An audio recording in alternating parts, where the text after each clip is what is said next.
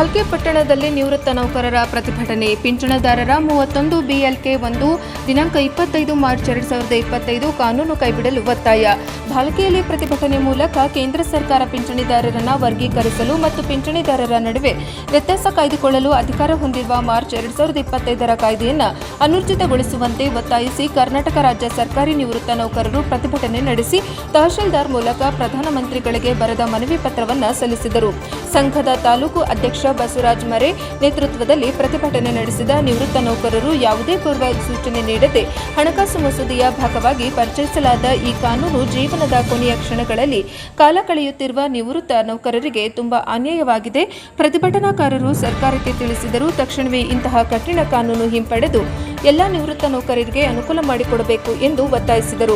ಈ ಸಂದರ್ಭದಲ್ಲಿ ಸಂಘದ ಕಾರ್ಯದರ್ಶಿ ಮಲ್ಲಿಕಾರ್ಜುನ ಬೀರದಾರ್, ಉಪಾಧ್ಯಕ್ಷರಾದ ಶಾಂತವೀರ ಪಾಟೀಲ್, ಶಿವಾನಂದ ಗುಂದಕಿ, ಖಜಾಂಚಿ ಅಶೋಕ್ ಕಾರಬಾರಿ ಇನ್ನು ಮುಂತಾದವರು ಹಾಜರಿದ್ದರು. ವರದಿ ಶ್ರೀಮಂತರಾವ ಇಂಚುರೆ, ಪ್ರಜಾಪವ ಟಿವಿ.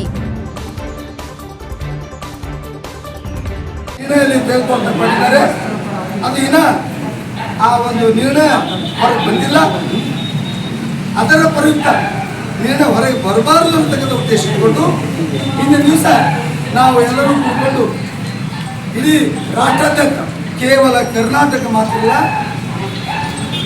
ಕರ್ನಾಟಕದ ಬೀದರ್ ಮಾತ್ರ ಅಲ್ಲ, ಇಡೀ ರಾಷ್ಟ್ರಾದ್ಯಂತ ಈ ಮುಷ್ಕರ ಹಮ್ಮಿಕೊಂಡಿದೆ.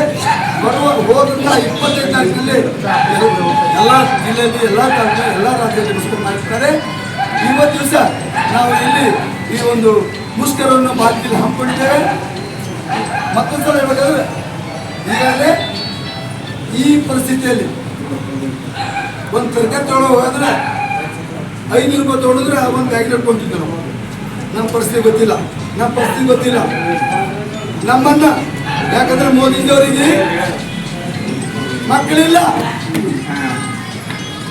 ತಂದೆ ತಾಯಿ ಇಲ್ಲ, ಅವ್ರು ಏನು ನೋಡ್ತಿಲ್ಲ. ಯಾಕೆ ಅವ್ರು ಹಳ್ಳಿ ಬಂದು ನೋಡ್ಬೇಕು ಏನು ಪರಿಸ್ಥಿತಿ ಅವ್ರು ಒಬ್ಬೊಬ್ಬರದು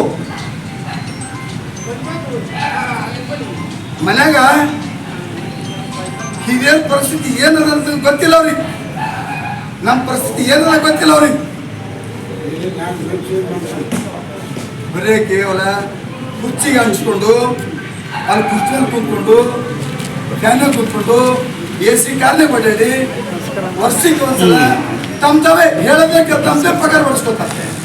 ಯಾರು ಡಬಲ್ ಇವತ್ತು 70,000 1.5 ಲಕ್ಷ ರೂಪಾಯಿ.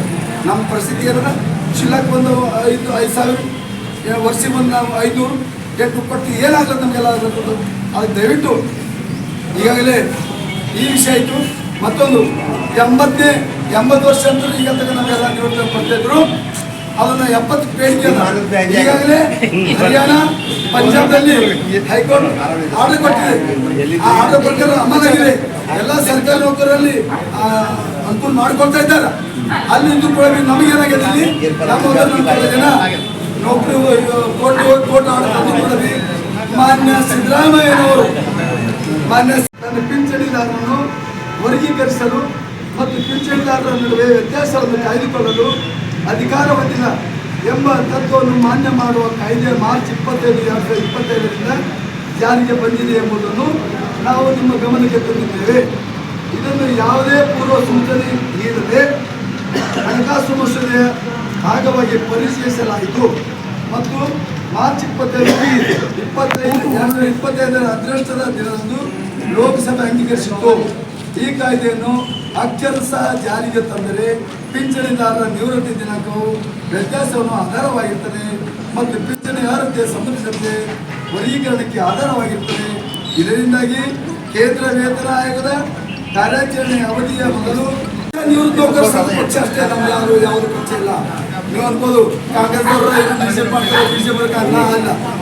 ಸಿದ್ದರಾಮಯ್ಯ ಕೂಡ ಹೇಳ್ತಾರೆ, ಮೊನ್ನೆ ಅವ್ರು ಲೆಟರ್ ಕಳಿಸ್ಯಾರ, ಪಾಸ್ ಮಾಡಿ ಕಳಿಸ್ಯಾರ ಅಂತ. ಏನಂತಕ್ಕೆ ಯಾವುದೇ ಕೋರ್ಟ್ ಆದೇಶ ಬರಲಿ, ಕೋರ್ಟ್ ಆದೇಶ ತಗೊಂಡು ಬಂದವರು ಇರಲಿ, ಅದಕ್ಕೆ ತಕ್ಷಣವೇ ನಮ್ಮ ಉಲ್ಲೇಖ ಹಾಕಿ ಪುನಃ ರಿಟರ್ನ್ ಬ್ಯಾಕ್ ಟು ಕೋರ್ಟ್ ಕಳಿಸಿರ್ತಾರೆ.